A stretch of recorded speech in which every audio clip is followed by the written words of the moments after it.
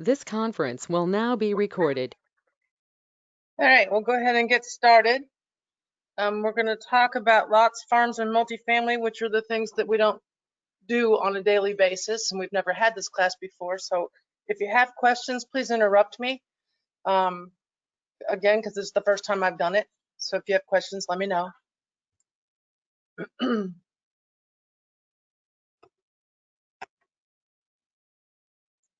We're going to talk about lots first, and it is unfortunate that when you go into our MLS, I can't speak for Lexington, but when I go into the GLAR MLS, more often than not, when they're advertising a lot, they fail to put the survey in, or at least something from the subdivision that shows exactly what it is they're selling, which is unfortunate. But I will say that when you list a lot, for someone who actually is looking for a builder or for a client who's done lot sales before, there's a certain way that you're supposed to advertise it. And when you do lot dimensions, which is the field in the MLS, the front dimension is supposed to be the first one, and then the side is the second one. So you have an idea of the width of the lot and the depth of the lot. So in this particular case, these lots are narrow and deep.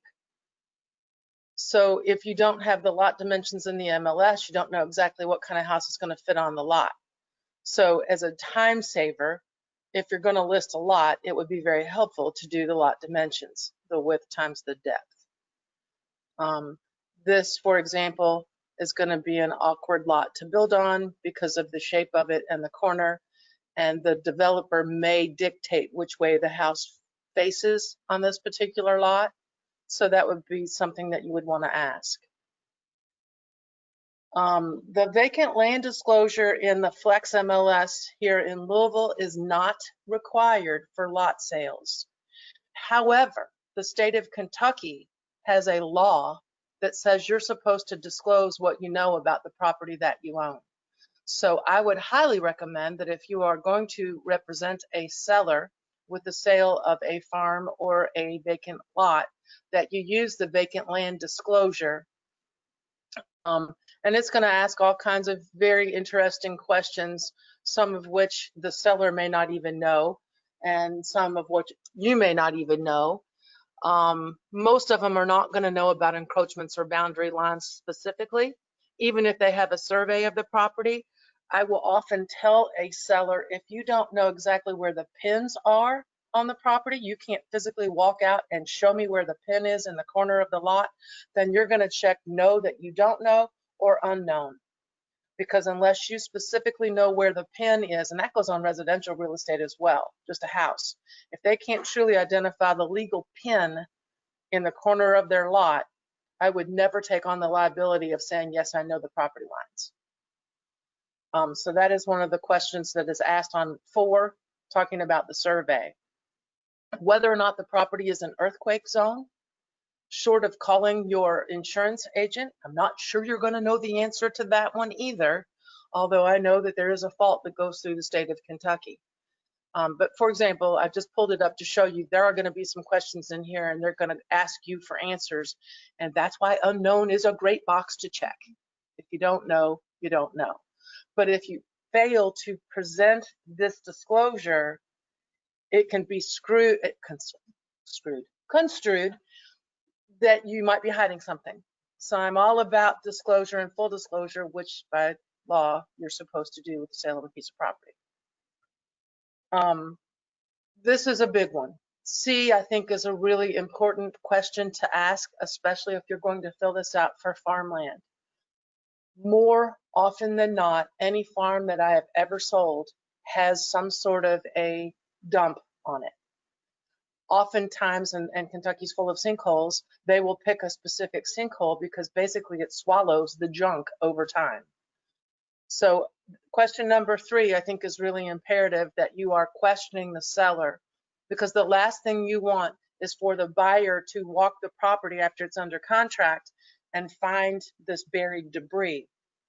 And usually the buried debris is going to be old farm equipment, old appliances, batteries, tires, things that they can't typically just throw in the trash can and have taken away.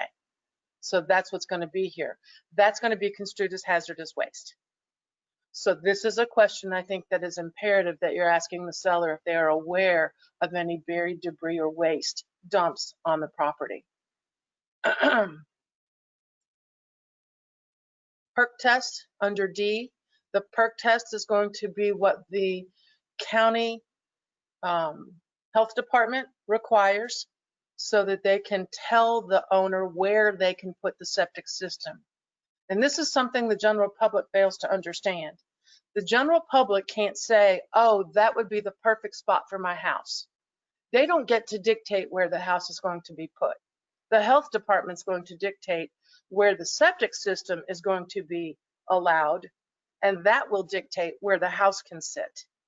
Now, granted, if you have 50 acres, you're going to have several different choices, and you can start by saying, this is where I'd love to put my house.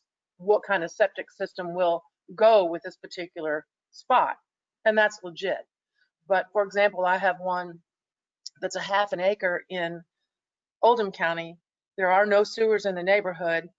Technically, it isn't really a buildable site, although it's grandfathered in because the subdivision is so old. You're supposed to have at least an acre in Oldham County to have a septic system.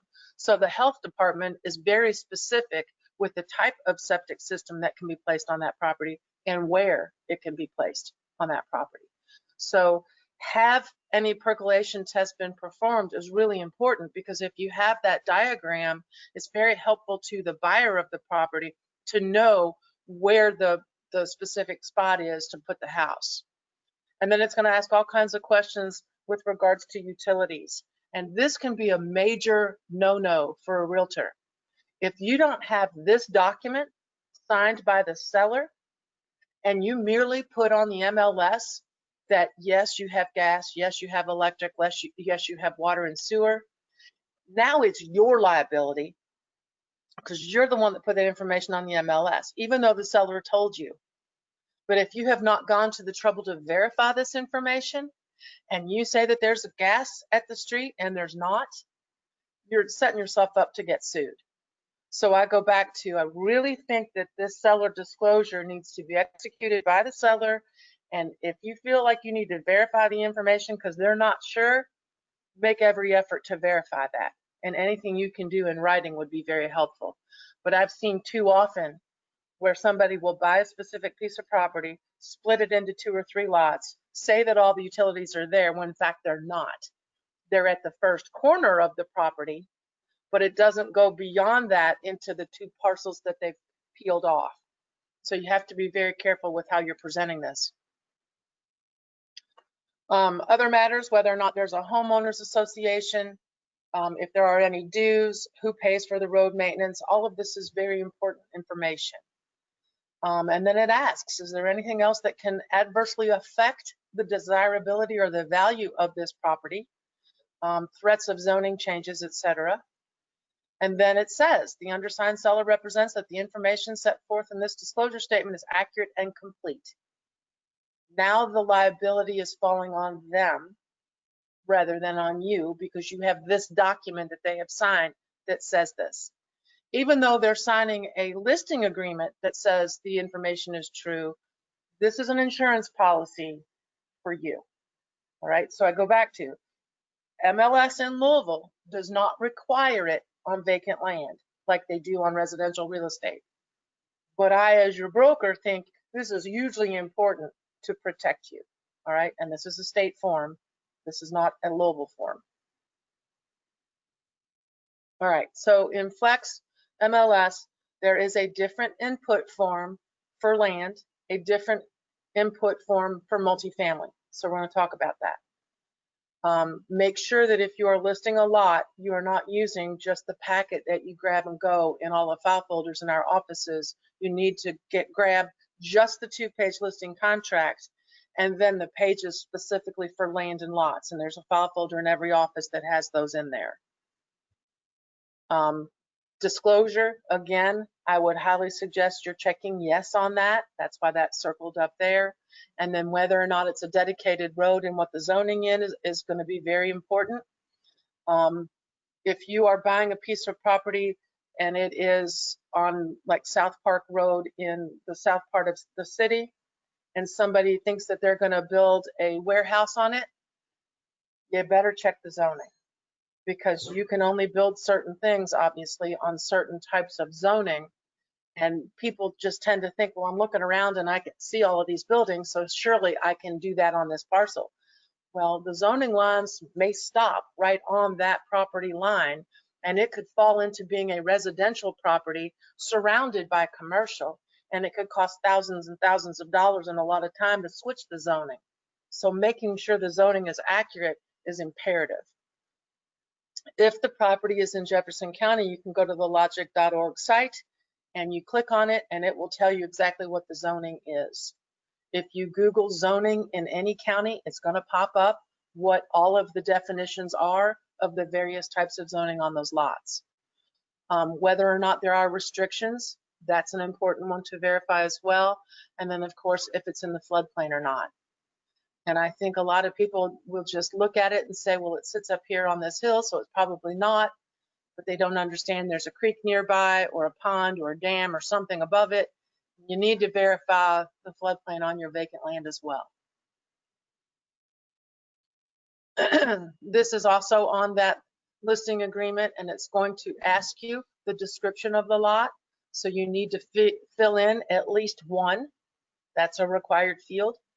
Same with the access. That's a required field. Utilities, 1 to 8. You have to check something. And then the documents available, I think, is really important. I would highly suggest, if you're going to list a lot, that you add the survey to it. You really need to have, if you don't have the survey, at least pull the plat out of the MLS or out of the PVA. And then I don't know why showing a lot would require an appointment only, but I suppose if there's a driveway of somebody and they're peeling off a piece, maybe it would be by appointment only. No appointment would be what I would check more often than not. The soil survey, that is underneath the documents available. I don't know that well, that's not true. I did pull up a soil survey off the internet, off the MLS. A soil survey defined by the society says that it's an examination, description, or classification and mapping of soils in the area. Soil surveys are classified according to the kind and intensity of the exam, and the program of this particular association includes the developing and implementing standards for describing, classifying, mapping, writing, etc. All right, that is a legal definition. Bottom line is the soil survey is important for perk tests, because if it's solid clay or solid rock, it's going to require a different type of septic system. If it's got a lot of trees on it and roots, they're not going to be able to put lateral lines in it. That's going to be a different system. I saw a sand pit the other day, which means they have a tank and probably a water dispersal system, because it's all wooded. There are no lateral lines, I guarantee it. And then also the soil type is for crops and livestock, specifically horses. There are certain plants that are deathly to horses. So if you're looking for properties for a horse farm, the type of grass on the ground is going to be very important. The soil type is going to be very important, because there's pH levels that are involved as to whether or not it will grow the correct type of grass for these horses. Drainage is hugely important, and Kentucky's full of clay. So if you're representing somebody looking for a horse farm, you want to make sure that the pastures have some slope to them, gentle slopes, so that they drain properly. You will notice that if you're especially driving through up 64 to Lexington, you will see there's 4-board fencing around trees. That's because they can't get near those trees.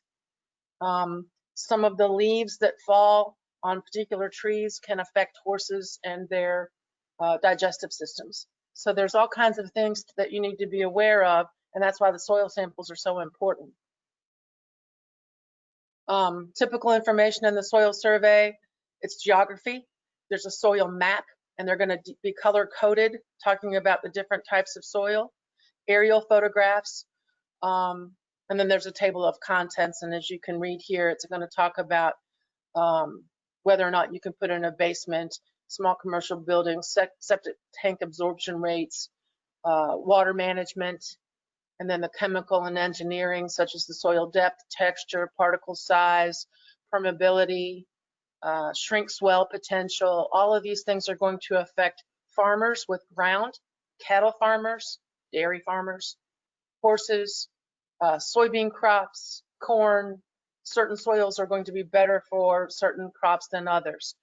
We don't do a whole lot of tobacco anymore, but back in the day, having a tobacco base was a big deal because it was worth so much money that they used to have a check mark with how many acres you had for a tobacco base, because when you sold your crop at the end of the year, it paid for my schooling when I was a kid. We had a tobacco base on our farm. But there's certain soils that are required to grow tobacco, and certain places you couldn't grow tobacco. So all of this soil stuff is very important if you have a serious farmer looking to buy a piece of property. Kind of got ahead of myself on this, but the USDA, this is the website, the Department of Agriculture, and if you need to order a soil sample, this is where you're going to go, to the USDA site. They're located in Lexington. Steve Blanford is the state soil scientist. I would suggest that if you need to do a soil sample, you're going to call him. He's probably got somebody in the county that can do it rather than him coming from Lexington. Health department for the perk test, but if you want a soil sample for farms, you're going to go to a different direction. So just a side note, talking about horse pastures, because we are in horse country, the biggest deal is if it's going to grow the proper grass, and there's ways to fix it. You can adjust the pH levels in soil, mostly by adding lime is typically what they're doing.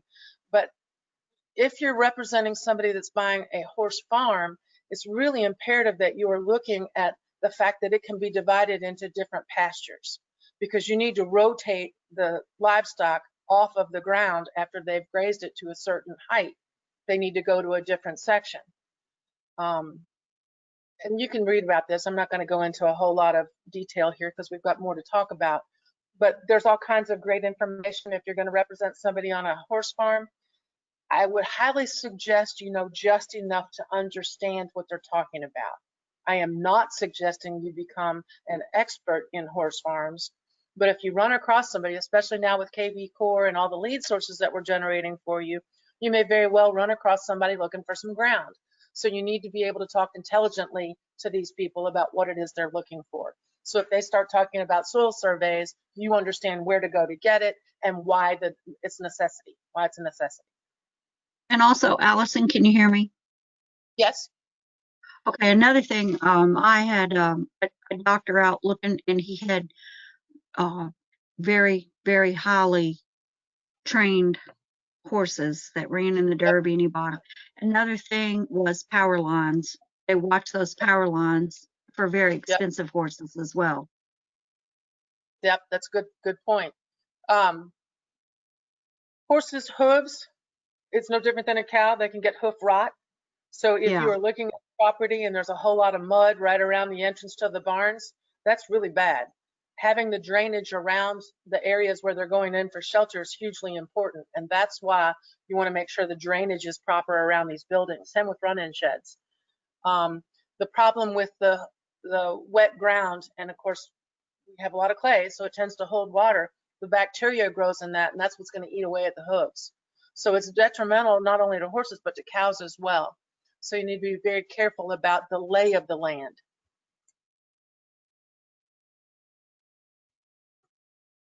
Okay. If your horse is standing in mud, muck, feces, urine, etc., it's a bacteria-filled ground. Hoof rot is going to develop eventually. So it weakens the hoof and provides an ideal environment for bacterial infections. So again, you can Google all of this stuff. If you run across somebody looking for ground, go in and just brush up on it. So this is an example of a lot that's for sale out in Goshen. It's only a $25,000 lot, but as you can see, they have no remarks about it. Nice wooded lot in the city of Goshen. And I'm going to guess that the city of Goshen probably does have either extra taxes or a homeowners association fee, and they have put 0. It is a sloping wooded lot. It has been on the market for 484 days, and it only has 1 photo. It does have the vacant land disclosure, which is great, and an agent disclaimer. I don't know what that's about. Nevertheless, 448 days on a $25,000 lot in Goshen, kind of unbelievable. Somebody didn't buy it. All right, so if you are filling out this information, it is important that if you're listing a farm, understand you're doing on a residential input sheet. Okay, there is no special form for uploading farms, mostly because farms come with a house. But even if they don't, you can use the residential listing contract or the vacant land, whichever you prefer. But more of them have houses on them, so you're going to use the residential listing. And you want to make sure that you're doing the acreage properly, which is why it's circled in red. More often than not, you can pull up an aerial view of your farm. If nothing else, Quentin can do the drone and give you an overview of what you've got. And then you can look at the percentage of pasture versus tillable. More often than not, the seller's going to know. They're going to know how many acres are of each. So you need to fill that out. Lakes and ponds are a big deal. There are a lot of people that if they're looking for farmland, they want to know that there's a pond on there. So don't leave it blank. You need to fill it out to the very best of your ability, because again, you are trying to cast a large net to attract as many buyers to your property as possible, which means you need to fill out all the blanks, unlike the guy in Goshen. And then the type of fencing is really important as well. The type of fencing is going to matter to someone with horses, just like Vicki said. The power lines are going to matter too, but the fencing is really going to matter. 4-board fencing is expensive. It requires a lot of maintenance. There are other kinds of farm fencing. There's wire mesh, there's electric fencing, there's all kinds of different things that can be found on a farm, and it might be that you check multiples of these. But the fencing is really important, and if you leave it blank, you're going to miss out on a lot of people because that fencing's so expensive, it becomes cost prohibitive if they have to add their own. And again, lake outbuildings, that sort of information on the outside is really important as well. There is a farm addendum, and this was really very funny because I'm reading through it. I haven't used it in years, and I'm looking at cattle chutes and head stanchions. I go to Google and I type in stanchion. It doesn't come up. I go to the dictionary and look for stanchion. There is no such word as stanchion. This is a board form from GLAR that has a misspelled word on it that's been there for almost 20 years. It's supposed to be a stanchion, which is basically a gate that holds the head in place of a cow while they're in the chute. So we're changing that this week. But nevertheless, if you are selling a farm, having this addendum would be very helpful, because again, they may take their feeders with them, they may take their hay elevator with them, they may take the round pens with them, and all of these things are expensive to replace.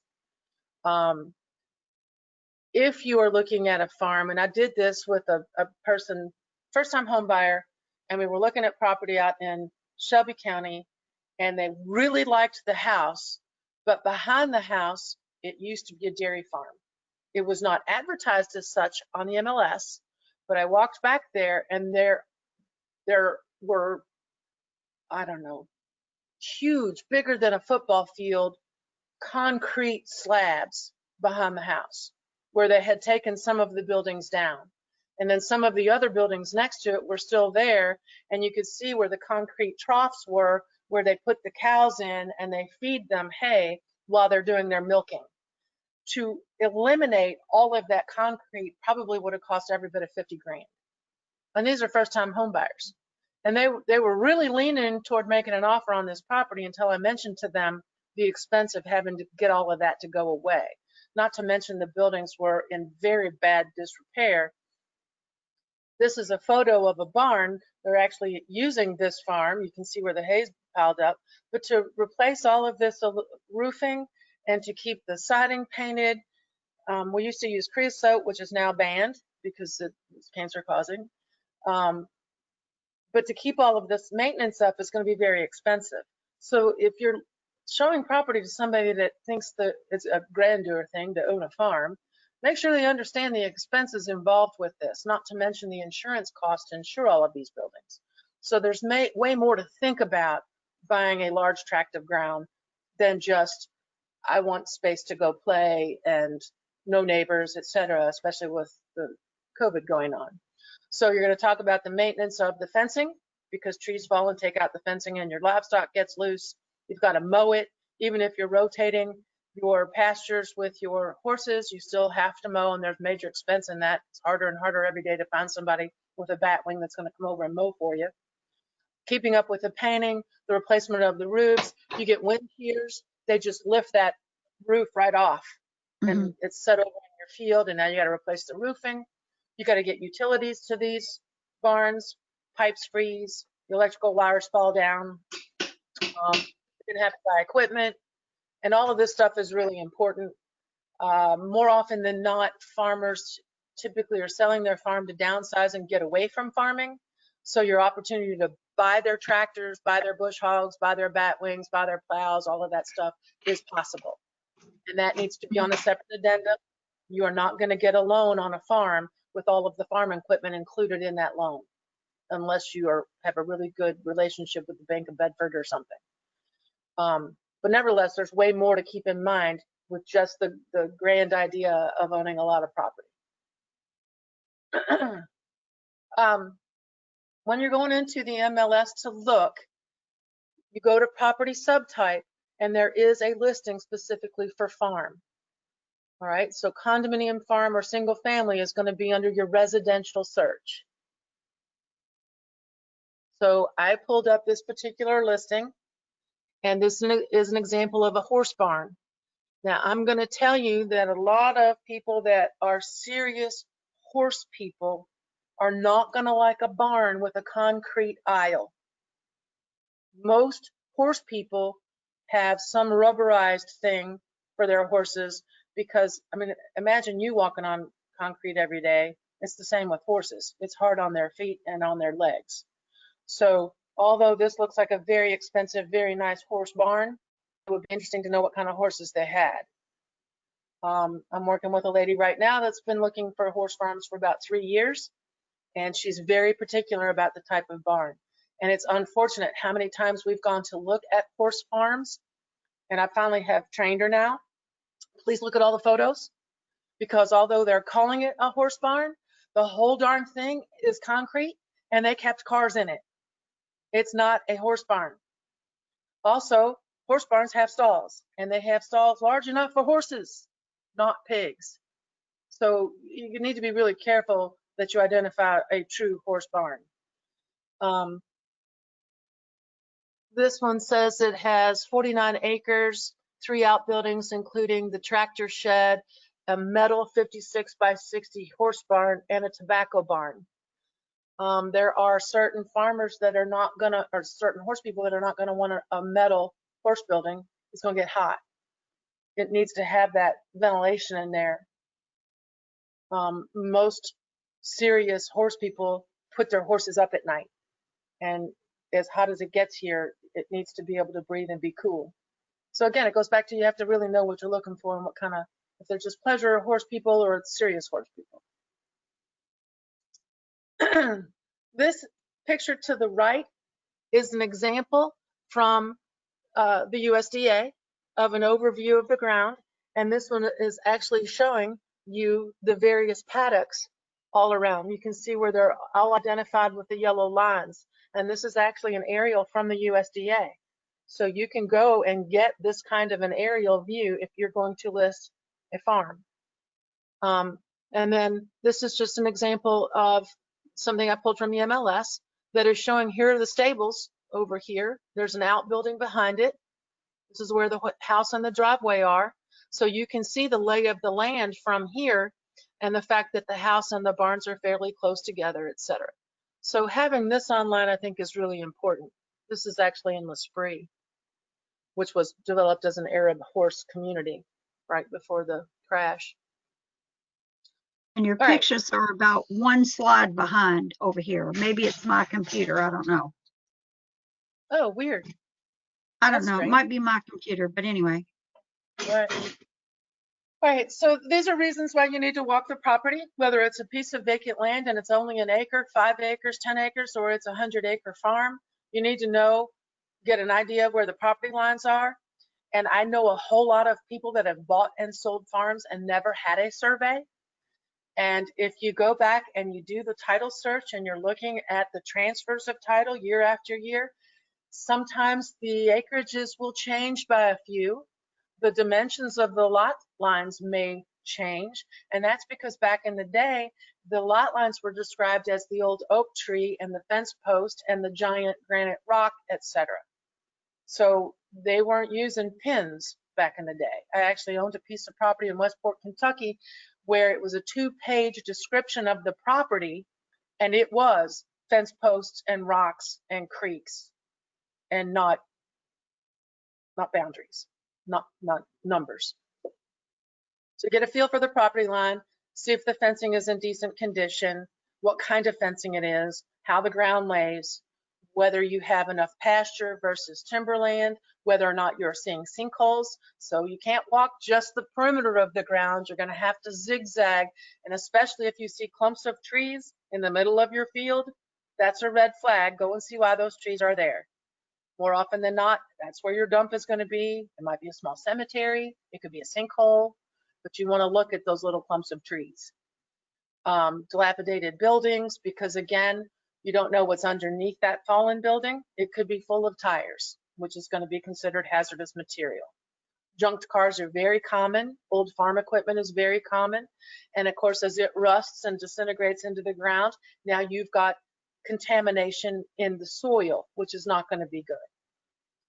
Looking for ponds and creeks, looking for springs, looking for illegal crops.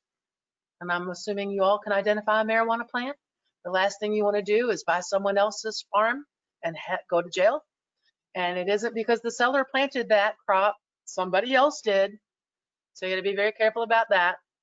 And again, as Vicki mentioned, the power lines are very important, whether or not there are major gas lines running through the property, which are typically identified by big signs, whether there are easements, roads. If it's a big tract of ground and they are using their farm as a weekend getaway, they may not know that the neighboring farmer has created a little driveway to cut back into their property. You want to make sure that you're aware of that so that there's no adverse possession involved.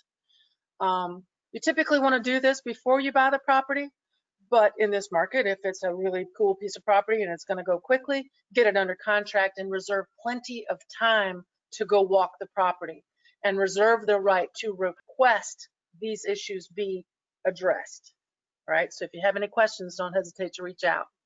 And Allison, I do. I'm sorry. Hello? Go Go ahead. like the sinkholes, people throw all kinds of stuff, paint or whatever. And whoever buys that property, not the person who threw it in the sinkhole, because who knows, they're liable to clean that up. But if you find old tires in a sinkhole, the state of Kentucky had a program and still does. They'll come get those old tires off your farm for you. Okay, good. Good to know. I have a question. All right. Okay, so on the illegal crops, if you perchance did come across something like that, what do you propose? I mean, what are we supposed to do? I would bring it to the attention of the seller and have them handle that before I take possession of the property. Okay, that's just go to the seller and say you identified it. Okay. And the seller is liable for that too. Yes, exactly. More often Even than if you not, don't they know don't it. know it's there. That's right. It would be highly unlikely that someone's going to list their property for sale knowing that they planted a marijuana crop on it. Right. It's just not going to happen. So, yeah, bring it to the attention of the seller. It's their problem. But it certainly needs to be addressed before I take possession of it. I don't want that problem. Well, now what was Vicki saying about the junk car removal? Well, who will do that?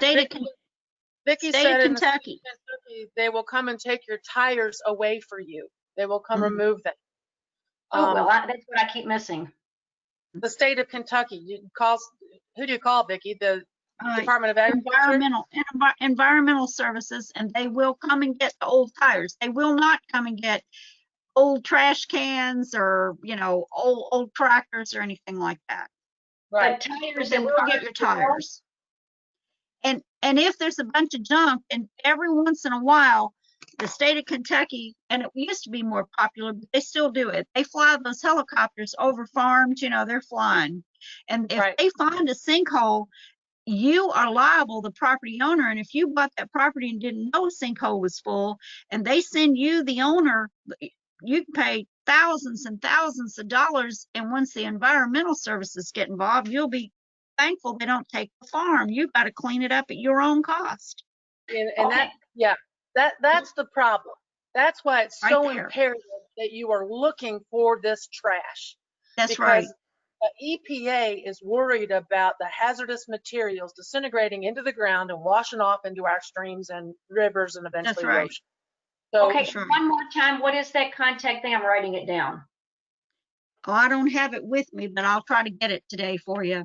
But And call the environmental services in the state of Kentucky, and they'll I come think get your if you tires call, for free. Gotcha. if you call the Department of Agriculture, they're going to be able to point you in the Right. right direction. Right. All right. You're right. Perfect. Thank you. But the last thing you want to do is to buy a farm that has all this old crap on it, and then you're responsible for removing it. And interestingly enough, I just sold a piece of property last year, and I put in agent notes that there's an old Volkswagen and a boat on the property, and the seller will have it removed prior to closing.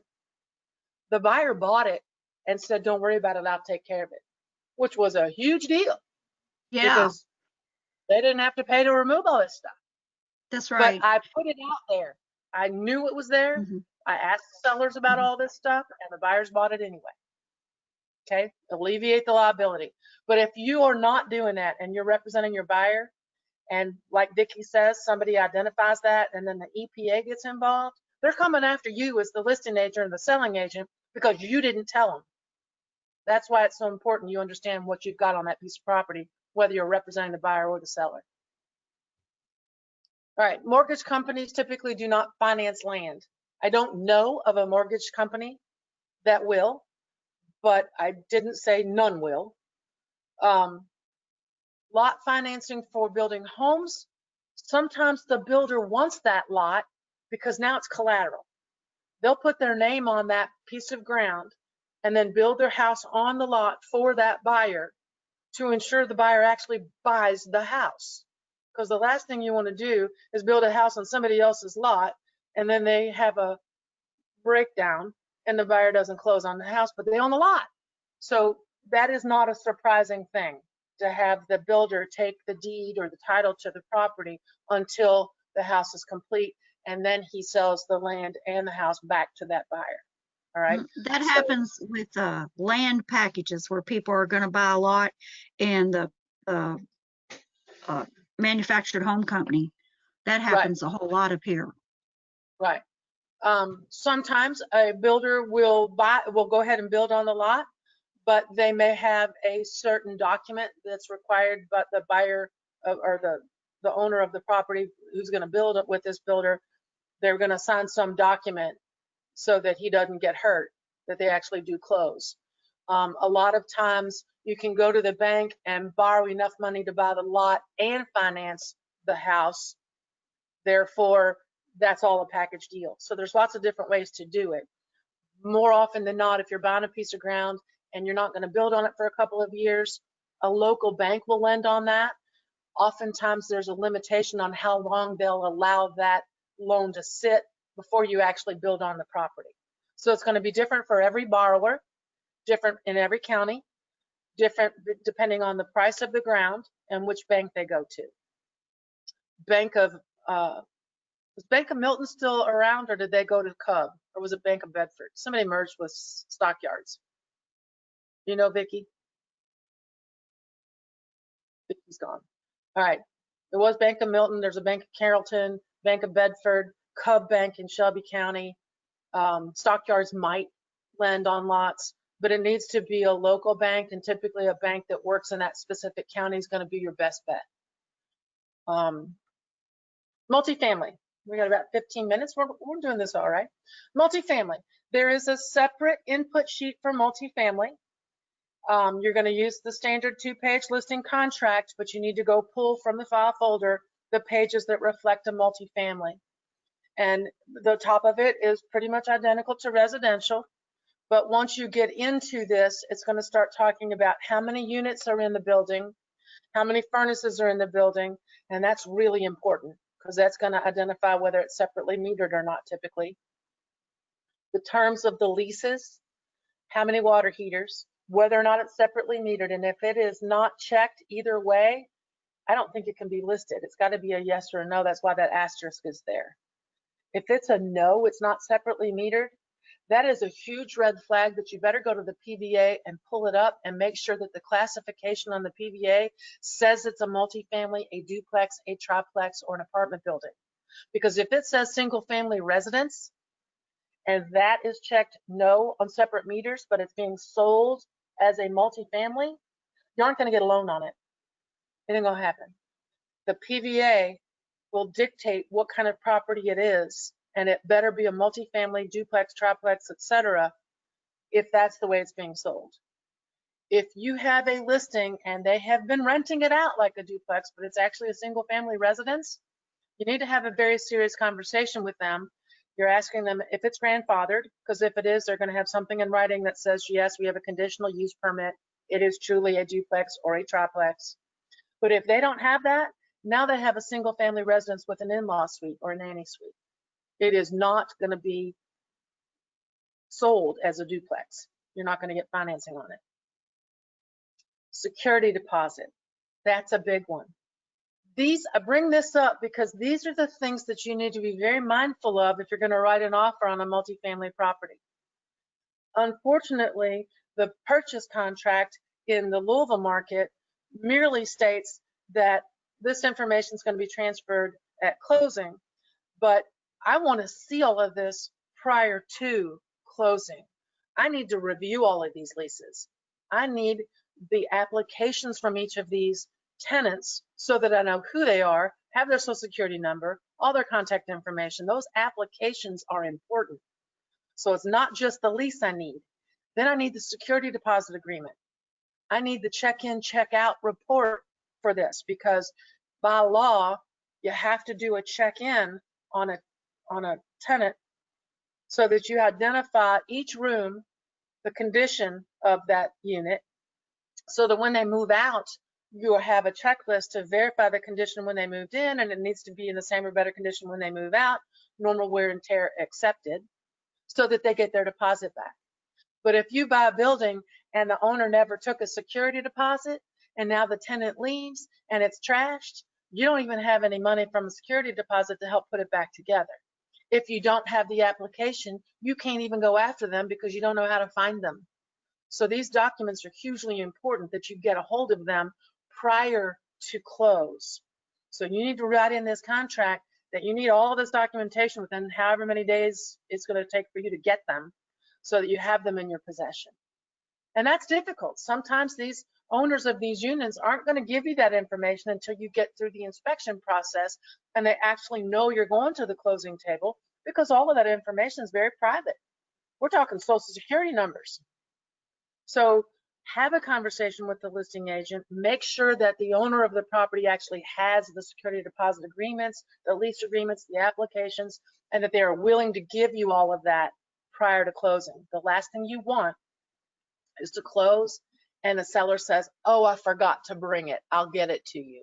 No way. I want that stuff before I take the keys to this building. That's you're setting yourself up for failure. So these things are extremely important. Separately metered, and I've got an example on the next slide or in the slide show here. These are the things that typically don't get filled out on the MLS, which is unfortunate. They will misrepresent how many units there are. Oftentimes they will say that the attic can be finished and used as another unit, so they're counting that, but it's not finished, and then you walk up in the attic and the ceiling height's 5'6". No, that is not going to be an apartment. How many bedrooms and baths in each unit is really important. Whether or not there are appliances. If it has a blank there, It's a pretty safe bet that the owner of the building doesn't own that appliance, which means if your buyer buys the building and that tenant leaves, they're taking their appliances with them, and now the owner of the unit gets to buy appliances. I sold a triplex years ago where the buyer's agent forgot to check all of the boxes on the appliances, including dishwashers, refrigerators, stoves, washers, and dryers. So the seller saw that and sold the building and removed all of those appliances. So the new buyer had to outfit every unit, all 3 units. I can't imagine how that conversation went with the new owner and his realtor. So be very mindful of who owns what and make sure they transfer with the property. The rents, more often than not, if you're looking on the multifamily on the MLS, the rents won't be there. And that's one, either it's vacant, that would be my first thought, or 2, they don't want you to know that it's under rented. It could be listed for $500,000 and it has 0 on the rents, and you don't know if the rents are going to justify the value of the building. We'll talk about that more in a minute. Owner pays what utilities, that's a huge red flag. If that is all checked, that's a major annual expense that the owner's going to incur and needs to be in the breakdown of what it's truly going to cost the owner of this multifamily building to own it every year. And I'm going to talk about that in a minute too. I much prefer to see tenant pays gas, electric, trash, water, sewer. If they pay all the utilities, that's a major expense off the table for my buyer. That's a big deal. All right, so when you go to the MLS, Flex MLS, there is a drop-down box specifically for multifamily. Okay, so I pulled up multifamily, and then you have these options: triplex, duplex, quad, apartment, or auction. And then how many units, if it's separately metered, and that's what I'm going to type in because I need to know. I'm trying to narrow it down exactly what I want. And it is highly unusual that I would ever sell a multifamily unit to somebody without it being separately metered. Okay. All right, so this particular building is currently for sale. And unfortunately, it got reduced yesterday, so my numbers aren't going to be accurate. So if you go and look it up, it has changed, and I'm aware of that, so don't call me and tell me. But it was originally listed when I put this together for $448,000. It is on Frankfurt Avenue. It is a very nice building. It's in very nice shape. It has very good finishes on the inside. This is the way she's written it. Crescent Hill, tenants, guests, and owners alike are greeted by a charming picket fence. Okay, this is more often than not an investment property, and the picket fence is not going to be something that's going to attract my buyer to it. And this is how she's starting out describing it. Unit 1 can be utilized as a 1-bedroom unit or a 2-bedroom unit, but the 2nd bedroom doesn't have a closet. This unit boasts nearly 900 feet. Good to know. Unit 2 encompasses the 2nd and 3rd floor. Uh-oh, red flag. 3rd floor. Now I'm climbing up 2 sets of stairs. I go to the photos, I look at it. They have finished the attic, and they have taken the ceiling and vaulted it so it is right in line with the shingles, which means it's going to be hot as hell in the summer. So now I'm thinking, 3rd floor, hot as hell, going to be hard to cool. Is it separately metered? No, it's not. I have a question. Yep. Allison, so for example, a building like that, and it's obviously not separately metered through, it's disclosed and then you visibly see it, but the buyer still wants to buy it. Just summarize if you can on, obviously it has to do with a plumber or so forth, getting the meters to the individual places. You're jumping ahead of me, so hold your thought. Okay. I'm answering that question as we move along. All right, so the 2nd unit is 1,400 feet, and it's on the 2nd and 3rd floor, which means there's 2 flights of stairs. They claim they got $1,800 a month for it. Unit 1 was owner occupied. Unit 2 was rented for $1,800 a month, and the units are not separately metered. All right, so I've painted the picture of what we have here. You can see that they did not put any rents in the MLS. We have a total of 5 rooms on the 1st floor, 1 living room, 1 bedroom, 1 full bath, and 2 closets, and a dining room. We have 1 living room, 1 bedroom, 1 full bath on the 2nd floor, a bedroom on the 3rd floor, one closet on each. There's no bathroom on the 3rd floor. So whoever lives on that 3rd floor has to go down to the 2nd floor to the bathroom. This is a funky building, in my opinion.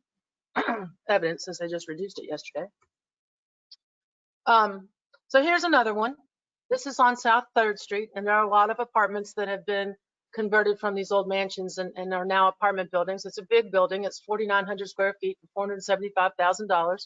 And you can see the breakdown, 1st, 2nd, and 3rd floors, the rooms, and all of this. And he's actually got the rents over here. That's good. It's 8 units. This is interesting now. The main house has 4, and there are 2 carriage houses behind. Both are duplexes. Good rental history. 1-bedroom apartments in the back. Carriage home, when fully occupied, can produce $2,600 in rental income by themselves. He's got 8 units, but he's only got 4 listed. 1 on the 1st floor, 1 on the 2nd. This is a total cluster. This makes no sense the way it's broken down. Owner's paying all of the utilities on this building, so it's not separately metered, but yet it has 3 water heaters and 2 furnaces. 2 furnaces, 3 buildings. I got the main house and 2 carriage houses in the back, and I only have 2 furnaces. This is really odd. This is an owner. This agent owns the building and can't fill out the listing properly. It's really very scary.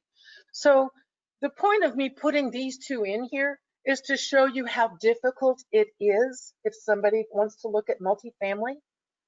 And it goes back to, it looks beautiful on the photos and your buyer's really interested, and like Donna thinks that, you know, they love it, they want to separately meter it. This is hugely difficult to do. Separately metering this old house is going to cost a fortune. You have to completely rewire every single unit, completely replumb every single unit if you're going to do separate water meters. It is so cost prohibitive. That's why people don't do it. But I thought this was really interesting that we have 8 units and 3 buildings and only 2 furnaces. I have no idea. I would have to go and look. Unless they have a space heater in those carriage houses. Yeah, they may have one of those LG window units. I don't know. I just thought it was very odd. But I'm certainly not going to show it to my buyer. It already is a turn off. MLS rules. You can load an apartment building up to 12 units in flex. Anything over 12 units is considered commercial for our MLS. Hold that thought. If it's over 12 units, it has to be put in the commercial side, the KCREA. Over 4 units requires a commercial loan, and that's because the state of Kentucky, in the law manual, says that 4 units is considered residential. Anything over 4 is considered a commercial building. So the MLS rule and the law are not coinciding. All right, so you can put it in the MLS up to 12 units, but anything over 4 is actually a commercial lending, which is a totally different interest rate. This is where it's really important that you understand it is not about the mortgage payment. And realtors set people up to fail buying multi-unit properties because they look at the mortgage payment and look at the price and the income, and they think it's going to work. But they don't take into consideration when it's vacant, and now the owner has to pay all the utilities in that unit, and that rental income just got slashed. They have not taken into consideration the repairs, and trying to find somebody that's going to go repair the soffits on that 3-story building on 3rd Street is going to be cost prohibitive. It's going to be outrageously expensive. They don't keep in mind about the lawn care. And the property I showed you on Frankfurt Avenue, if you pull it up, the backyard looks like a park. It's gorgeous. They must put fertilizer down, weed control, keep it mowed, all the bushes are trimmed. Either the homeowner was doing it, but if you're not going to live in it and it's an investment property, you got to pay someone to maintain all of that. So now you've got yard care, snow removal, plumbing issues, electrical issues. The furnaces are going to die. The more units you have, the more furnaces you have. It's going to be expensive. roof issues, tree limbs falling on your roof, tree removal, dead branches, the leaves, the parking lots, the driveways, all of that stuff. Your tenants move out and they leave their furniture, and now it's going to cost me $250 to get somebody to come and take all the old furniture out. They're going to throw their mattresses in your dumpster, and they're not going to come take your dumpster away. All of these things are going to be costs incurred over time by whoever purchases a multifamily. Then there's a management fee. Typically, it's 10% of the income for a property management company to manage it.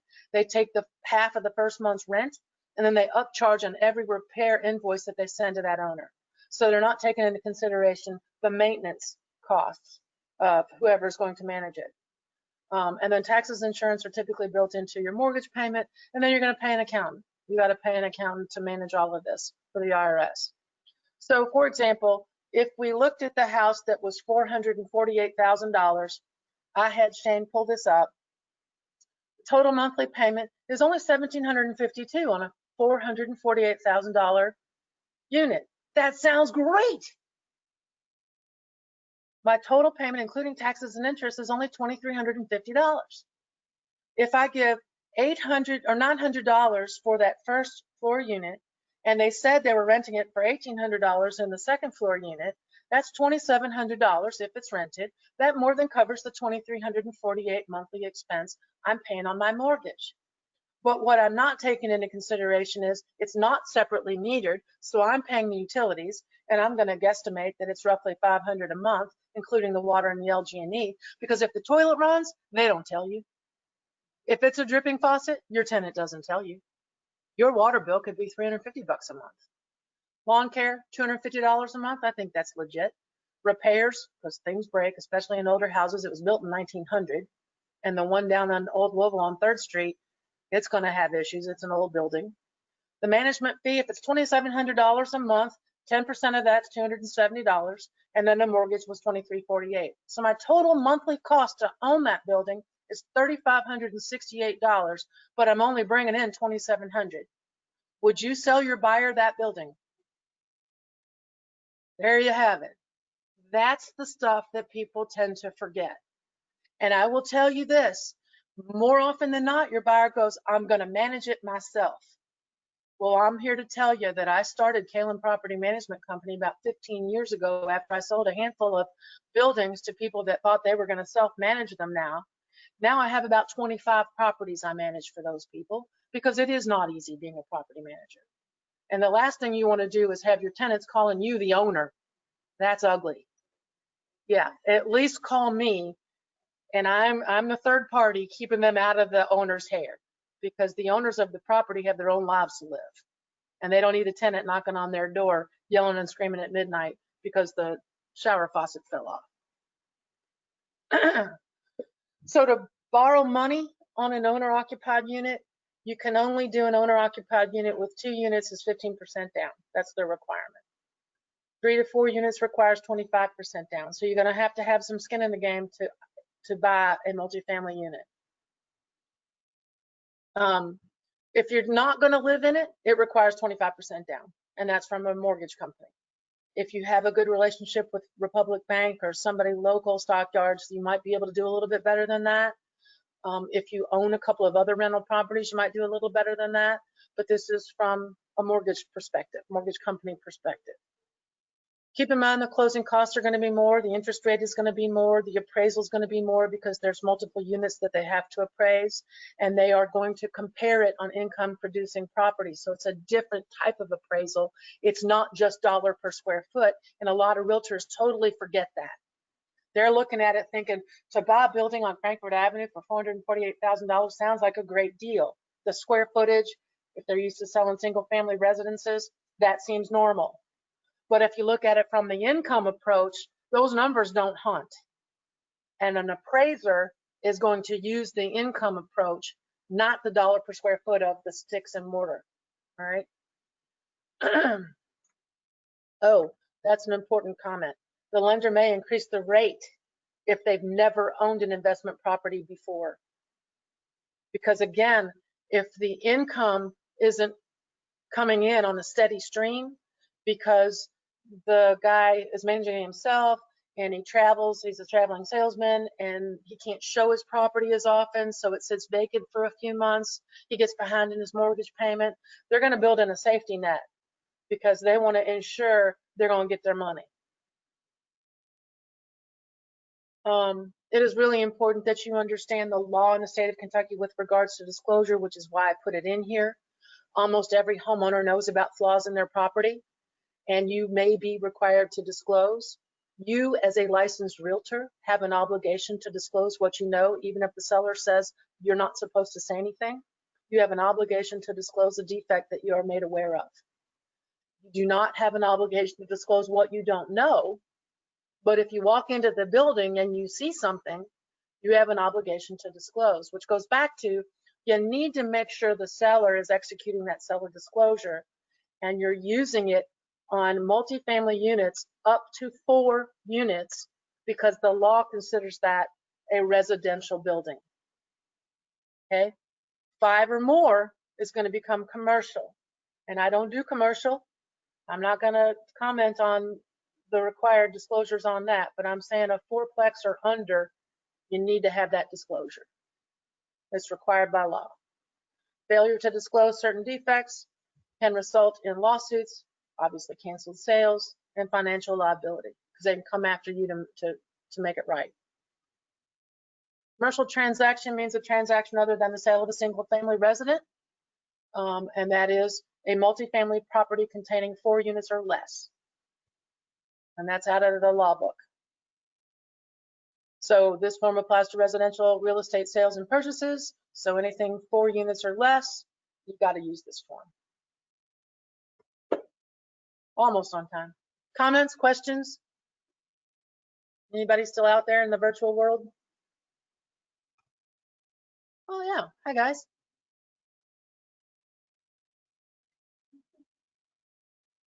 No comment?